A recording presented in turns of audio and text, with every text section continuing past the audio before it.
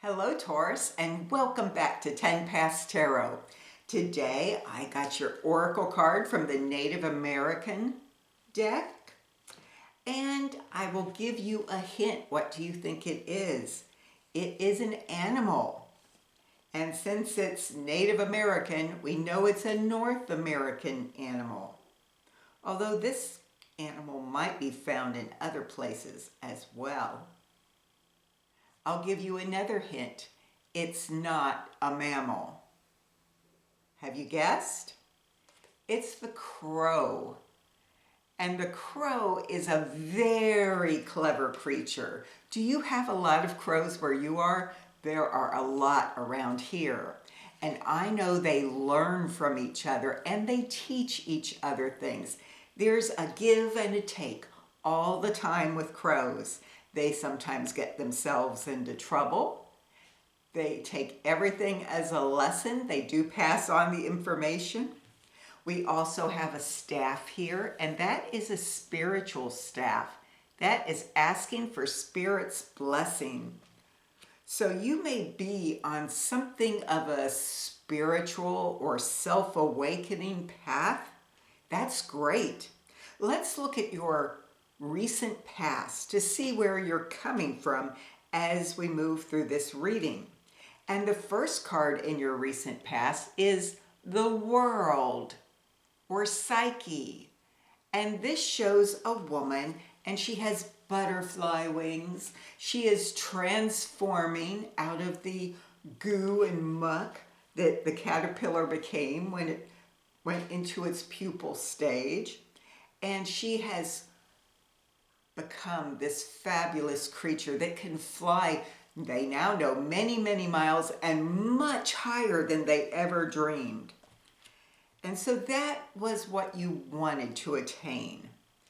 But there's been something that's been keeping you back just a little bit in your recent past, and that's a tendency to look at things as either or. Either life is barren and boring, or it's magical.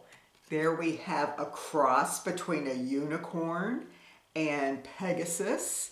And so we want more actually in our life than is possible while we're here on Earth. Then we move into Tower energy or Kali energy. So something here shook things up. That's the nature of the Tower. And Kali also started out, she should be an inspiration to you. She started out as thinking either or.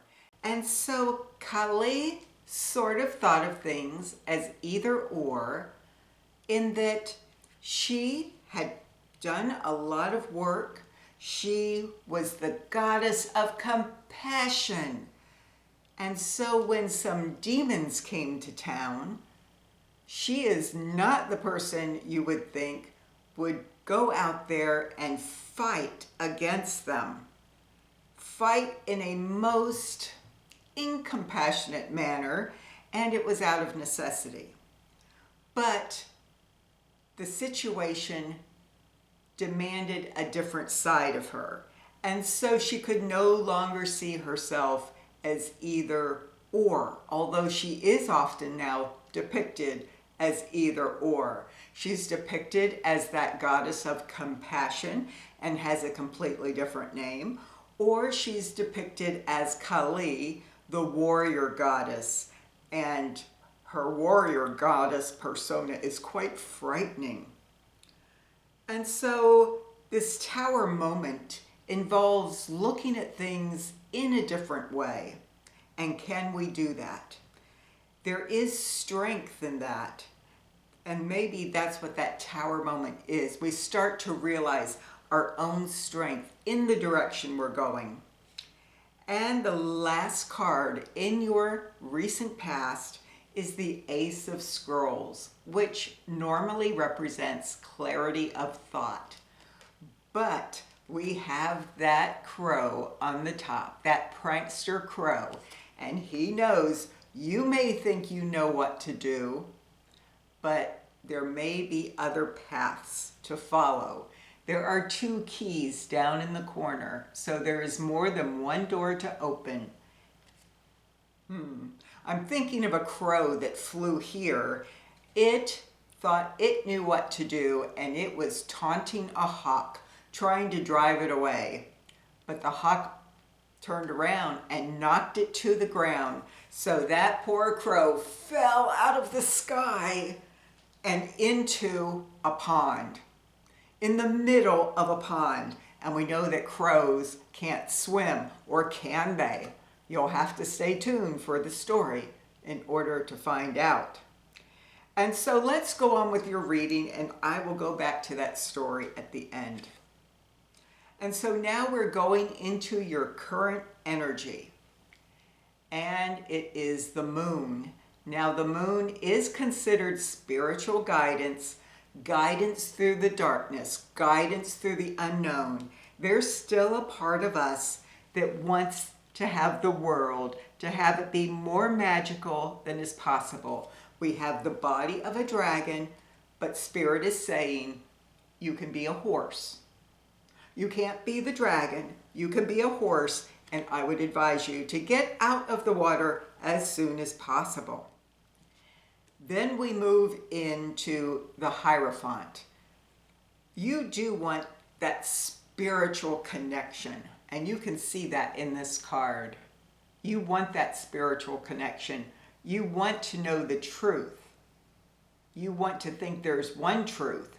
The only trouble is these gentlemen down at the bottom may have their own view of what is true. And so this is what your dilemma is. Work out that middle ground between what I think is right, what is my truth. These are the lessons I learned, and what are lessons for other people. We're all given different lessons according to our needs, and when we try to dictate to others what those lessons mean or what they are, that is when we start having trouble. And so now we get into the card that is Spirit's recommendation. This is the direction on your current trajectory that you are headed, and this is a good direction. You have the star, and that is similar to the moon. It's a softer energy. The star is smaller. We're starting to balance things with here on Earth. She is surrounded by water, and she has become one with it by becoming a mermaid. You were trying to do that with your horse, but it was just too grand a scale.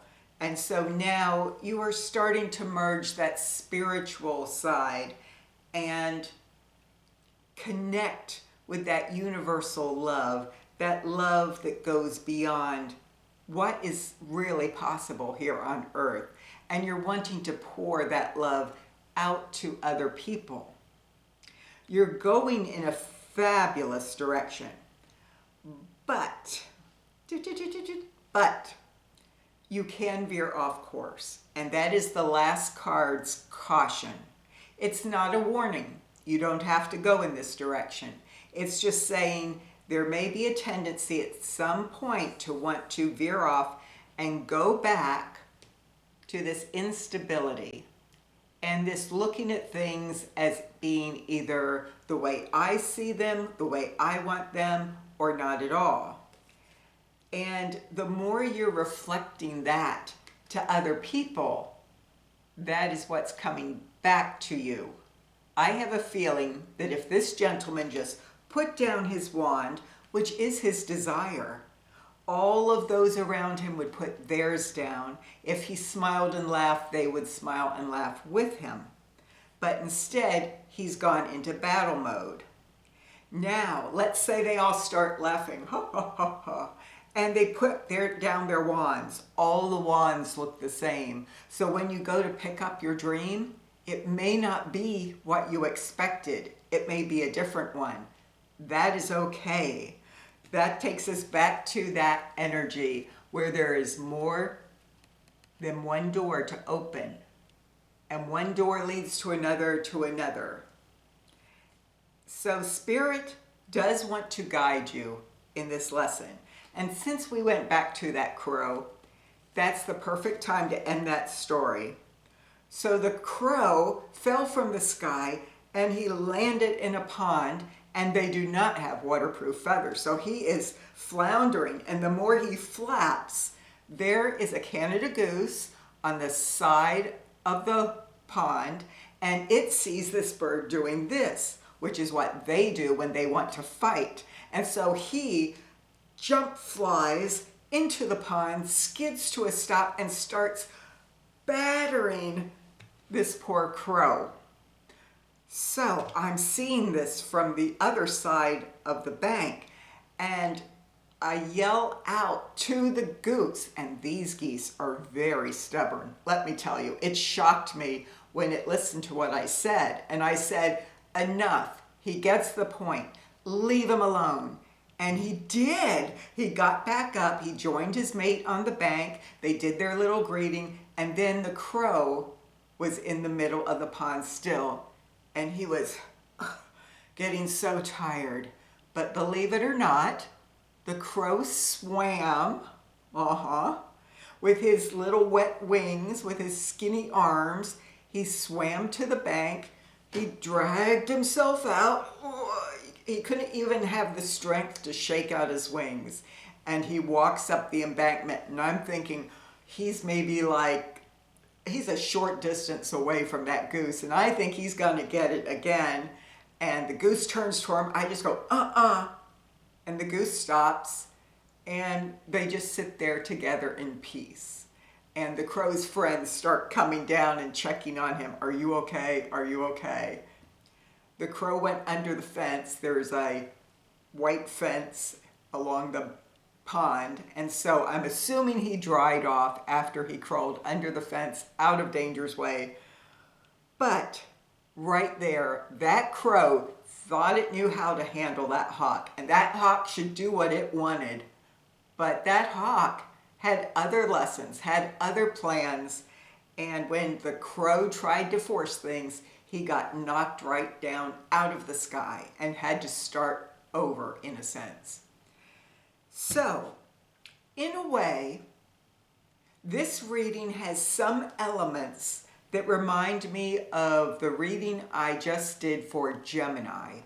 And so I am going to put a link for that video at the end of this one, so that if you want to check that out, you can. It may have additional information for you in it, so that'll make it easier for you to find that video. And that's all I have for you today, Taurus.